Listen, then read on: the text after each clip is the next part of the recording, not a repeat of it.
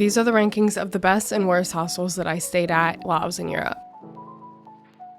Hi friends, welcome back to my channel. If you're new here, my name is Allison, and if you're not new here, welcome back, babe. I'm not sure how many of you know this, but if you've been here for a while, if you've been following me for a while, then you might know that I actually backpacked around Europe by myself for about a month and a half starting last March. I learned so much while I was doing this. So much about myself, so much about the world, but also so much about traveling, solo traveling, backpacking, hostels, all sorts of things like that. This trip was the first time that I ever stayed in hostels. I had no prior knowledge to hostels or really what to expect. I did my best to do research on hostels and backpacking and things like that before the trip, but truthfully, outside of TikTok, I really couldn't find that much information, and it was one of those things that I was like, this is something that I'm just going to have to learn for myself as I go. I've been wanting to make videos about my time in Europe since I got to Europe, so for about 8 months now, and I honestly don't know why it's taken me so long to do this, but here we are. If there's specific type of solo travel or backpacking or whatever videos you want to see, let me know. I will gladly walk you through the entire trip in a video if you want me to, or tell you my favorite spots in certain cities. Let me know if there's something specific that you want to see, but I plan on making videos about what to pack. Today's video is going to be about the hostels that I stayed in and ranking them and telling you the ones that I recommend or maybe wouldn't recommend. All of the things essentially that I would have loved to know going into this trip, and things that I will definitely be carrying moving forward on my next backpacking trip. Also, in case you didn't know, I do have vlogs from almost everywhere I went. No, that's a lie. I have vlogs from like the first 3 places that I went to in Europe, I believe. I have a vlog up from Ireland, Edinburgh, Scotland, and then London. Oh, I also have one from Brighton and Hove. So let's just get right into it. These are the rankings of the best and worst hostels that I stayed at while I was in Europe. Before I get into it, I do just want to say, for my hostels, what I recommend is using an app called Hostel World. It looks like this. It's really helpful because you can find all of the local hostels in your area, but also there's a lot of like perks on the app. You can see ratings from other travelers, and then also once you do book whatever hostel you're going to be staying at, there's a group chat that you're put into for your stay at that hostel, and everyone who will be staying there during those dates is in this group chat, so you can make friends or chat to people, set up plans, see what people are doing. The first hostel that I stayed at was in Dublin, the first stop on my trip, and this was the first hostel I'd ever stayed at in my life. Let me just say, I don't know if it was a good thing or a bad thing that this was the best hostel I had ever seen and will ever see. I'm going to try to figure out how much it costs. I definitely know it was on the pricier side in terms of hostels go. Some of these are like $12 a night. I believe I got it for like $50 or $60 a night, and I booked it about a month or 2 before I left. Mind you, I was there during the off season. I was there in March, so all of my accommodation was definitely cheaper. However, March in Ireland, I can imagine would be a bit more expensive just given like St. Patrick's Day and things like that, but I could be wrong. Anyways, so I gave Jacob's Inn a 9 out of 10. It is a pods hostel, which is, oh my god, it is so nice. First of all, it is so clean. It's in a really great location. I wouldn't say it's like in the center of Dublin, but it's definitely like within walking distance of everything. When I was there, I went all over Dublin. I walked to Trinity College Library. I walked to the Guinness Storehouse. I walked to like the Temple Bar area. I walked to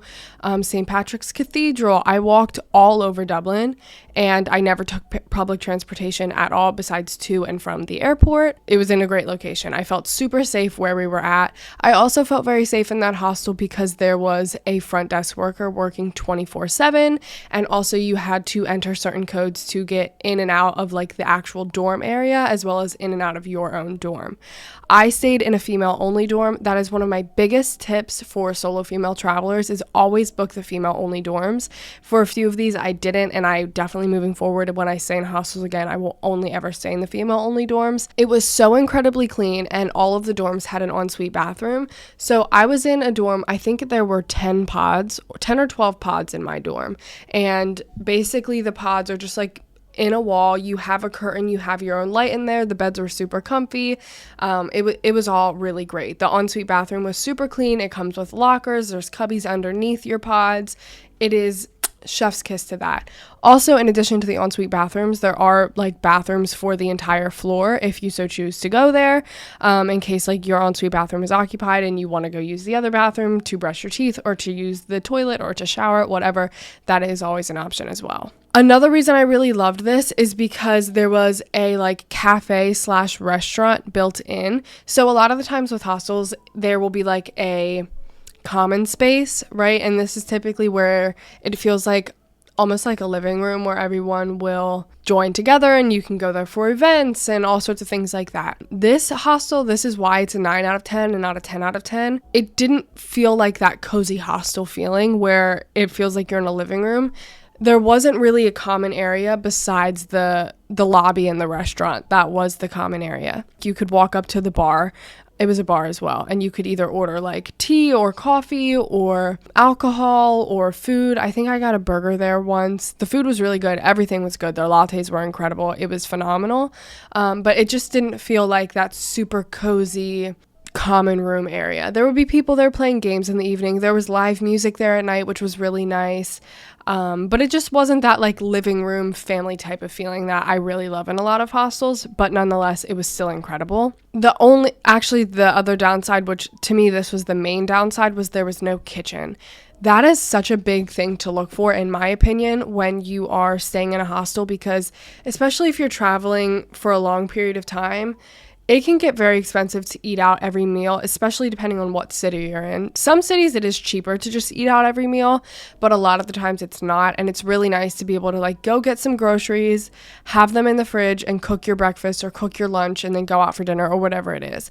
Now, this hostel did have breakfast in the mornings, which the breakfast was delicious. I had porridge there for the first time and it was so good. But you did have to pay for it each morning. Most hostels don't have included breakfast. It was just all around great. If it had a kitchen, it'd be a 10 out of 10. I know I said because of the common space, but like I can deal with that. There was enough of a common space where like you could still go in the evenings and hang out with everyone. And it was so clean. It was so cozy. It was just like very modern. The staff was very sweet. I did my laundry there on the last day. I can't remember how much I had to pay, but they did have on-site laundry. And it was just like the best hostel experience I have ever had. When I go back to Dublin, I will absolutely be staying there again. The pods are like if you can get a hostel with pods, definitely do it because that experience is so nice. You can just literally shut your curtain and you feel like you have your own bedroom.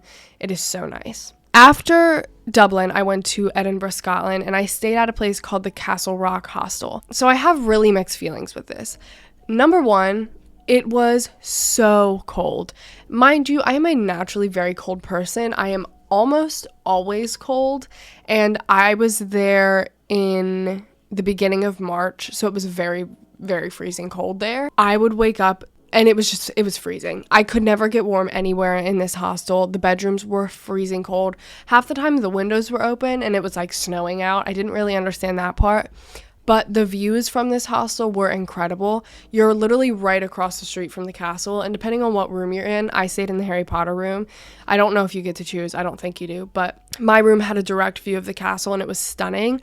I stayed in there was a lot of bunks in there.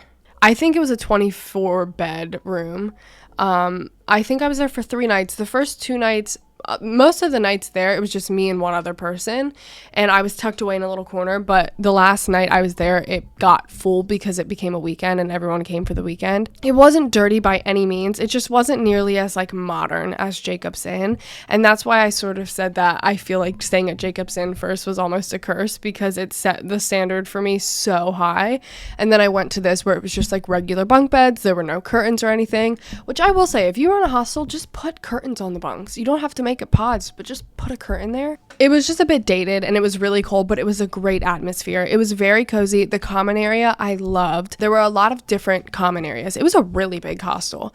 There was like a quiet room for people who were working on their computers, and then there was a room with like the kitchen was in it, and at any hour of the day you could get free coffee, free hot tea, or free hot chocolate.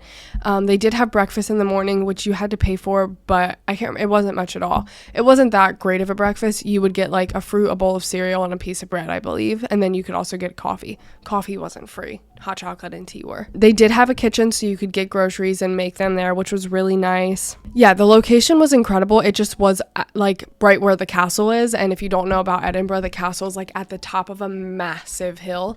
So getting there was a bit of a trek. I don't know if you could get a bus to the top of the hill. I walked most of it. It's a very walkable city in terms of like where the hostel was. I walked from the hostel to Dean Village. I walked from the hostel to, what's that other place called? It starts with a C. I can't remember what it's called, but it starts with a C. But I walked everywhere. It's in a great location. It's just like annoying when you're backpacking and have so much shit and you have to walk all the way up that hill. But I gave it a 6 out of 10, mainly just because of how damn cold I was. Yeah, I also wasn't the biggest fan of it, and this was just me. This had nothing to do with this hostel in particular. Showering in hostels absolutely sucks if there's not an ensuite bathroom because you have to like get dressed inside of the shower. And that was annoying because you'd be like, everything is wet. You can't touch. It was just a lot. But I did learn on my last day there that there was like a separate bathroom in the back for like women and the showers were slightly bigger. So I did that. Like you have to decide what's most important to you with hostels. Is it the location? Is it whatever?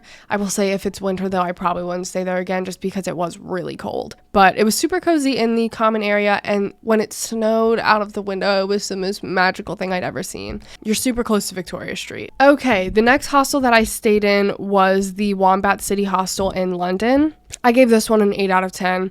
This one reminded me a lot of Jacob's Inn, except it wasn't pods. It was just regular bunk beds, but it was so clean. It was so modern.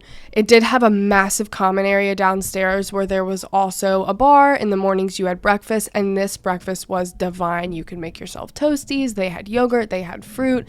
They had a latte machine, even though there was a cafe upstairs. It was such a good vibe. Such a good vibe. I will absolutely stay there again when I go back to London. It was in a really good location. London is massive, but I was pretty close walking distance to the Tower Bridge. Great location. Very clean, delicious breakfast, super cozy common area. There was a restaurant, a cafe, and a bar attached, like I said. I really liked the location. I felt super safe there. These also had an ensuite bathroom, which was really nice. Like I said, I forgot to mention, but at Castle Rock, it was a mixed dorm, and that's another reason why I didn't love it as much. I was in a mixed dorm in Wombat City, but it didn't really feel like it. Because it didn't just feel like a massive room with a bunch of bunk beds. It was like the size of a bedroom, and I think there were there were 5 bunk beds, so a total of 10 bunks, which doesn't feel like that much. And the ensuite bathroom, it was super clean, great views, so cozy, warm inside, very modern. I really, really, really loved it. But I will say the one downside is it didn't have that many hostel events. Like with Jacob's Inn and Castle Rock, they both organized pub crawls and like events at night. Wombat City, I didn't notice that many events. They would have live music at night, I think, and there was like big parties downstairs, but I was so exhausted by the time I got to London. I was like, I can't keep going. There was a kitchen, which was super nice. You just had to like make sure you put all your stuff in a bag, and it was a really nice place. Good kitchen. I cooked my breakfast there when I didn't want to pay the money for their breakfast. I also cooked lunch. It was just great. When I was in Brighton, I stayed in an Airbnb because I desperately was needing it. Like I said, I'm an introvert, so it can be really difficult for me to keep up my energy while traveling. Traveling is already exhausting. Big cities like London will really take it out of you, and then also not really ever being able to be alone completely to regenerate. I was exhausted, so I booked an Airbnb in Brighton, and I highly recommend it. I will link it down below. The host was the sweetest woman I had ever met in my life. The room was so precious. It was perfect location. I was like a 5-minute walk to the lanes. I absolutely loved it. I'm definitely going to make a whole video on Brighton and like my favorite things there. I want to live in Brighton. Oh, I love it. Next, I stayed at Balmer's Hostel in Interlaken, Switzerland. This I also gave a 6 out of 10. I stayed in a female-only dorm here. I met some really cool people here, so it has a really special place in my heart. It had a cozy common area. I think the reason I gave it such a low rating was because there wasn't a lot of people there. Interlaken itself, there was not a lot of people in the town when I was there, but I was there for I think I got there on Saturday, And there was a decent amount of people when I got there for the weekend. It was a lot of students who were studying abroad would come to Interlaken for the weekend to ski, and then they left on Monday so I got there on Sunday, they all left on Monday. But it's just a very small town in Switzerland. It is so beautiful, but I'm not talking about Interlaken. We're talking about the hostel. It was warm, which was nice. They had books. They had a hot tub that wasn't working. They had skis that you could rent. You would get like a free bus pass just from staying at the hostel, which was super nice. They had a bar in the basement, which felt like you were at a frat party. But all of the staff was so incredibly friendly. They were so helpful. They gave you so many tips. Not ensuite bathrooms. It did feel a bit dated, but it felt clean. In the summer, they have a restaurant, and I think I really want to go back in the summer. It would be amazing in the summer. It was amazing when I was there. I really like it. To be fair, I think that's like the hostel you stay at in Interlaken. So I recommend it if you're going to be in Interlaken. It was great. I would actually give it a 7 instead of a 6. Okay, this next one I stayed at when I was in Ljublana, Slovenia, and it is called Hostel Verba, Hostel VRBA. I'm going to give this hostel a 3 out of 10. And the only reason it gets a 3 is because the lady at the front desk was very sweet and there was a dog in the hostel. I did not like this hostel at all. To be fair, that could be because I got really sick when I was in Slovenia. So like my really only memory of this hostel was being very sick. However, I just did not like it. It was clean enough, but there were 2 bathrooms. Not even 2 single toilets and 2 single showers in the entire hostel. There was no common area besides the kitchen, which you could sit in, which was nice. It had a kitchen. However, it was just like a married couple that was running it, and I don't know how to explain it. I just didn't really like it. They were super nice people, which I feel really bad giving it a low score, but I would not stay there or recommend anyone to stay there. And also, to be fair, I talked to some other people while I was on the way from Slovenia to Croatia, and they all said they had horrible experiences in their hostel. I also didn't like it that much because I had a really weird experience with a guy there, and it was just kind of creepy, but I met 2 really sweet girls. It was in a good location, I'll give it that, but other than that, didn't love it. And then the last hostel that I stayed at was in Split, Croatia, and it was called Backpacker's Fairy Tale. This one just holds a really special place in my heart because it was the last week that I was in Europe. It was the last week of my trip. I stayed there for a whole week. This was the longest place besides London that I stayed somewhere. I would give it a 7 out of 10. It just felt like it was simply just an apartment that they had turned into a hostel. Some downfalls of it. It was in a relatively okay location. You were just like a short walk to everything, like the main strip and Split by the water. The worst part of the location was the steps to get up to it. I thought I was going to die when I was carrying my 50-pound of bag up the steps. I think I counted it. There was over 100 steps to get there. It was at the top of this apartment building, and there was no elevator. You just had to take the steps. Like I said, it was very family ran. They were all so kind, the workers there. That is really what makes a hostel, is how sweet the employees are. They are so kind. A few nights out of the week where they would have a family dinner, they would call it, and everyone in the WhatsApp group, they put everyone in a WhatsApp group. They would ask you if you wanted to have dinner with them. We had chili when I was there. It was really sweet. It's literally just it's just an apartment. There are 2 different rooms with a bunch of bunks in it. There's no option for female only dorms there, but I didn't mind it. Yeah, it was so cozy. The living room was just a wraparound couch. They had a computer that you could put your music on. They'd play card games at night. It was just super small. It felt like a big group of friends was hanging out. There were 3 bathrooms and 2 showers, which for the amount of people wasn't a lot. I would have loved more, but it worked. There was never really a time besides first thing in the morning, and I just started getting up earlier when I would feel like I couldn't get a bathroom. There was a kitchen, which was super nice. I really loved it, honestly. And it was also just getting warm. I was in Croatia during the off season, so there wasn't a ton to do. So I spent a lot of my time just in that hostel, and it was so cozy, and the people were so nice, and I felt so safe. So I definitely recommend it. I'm going to leave all the links down below to the places that I stayed. Those were all the hostels that I stayed at when I was traveling in Europe. Take it as you will.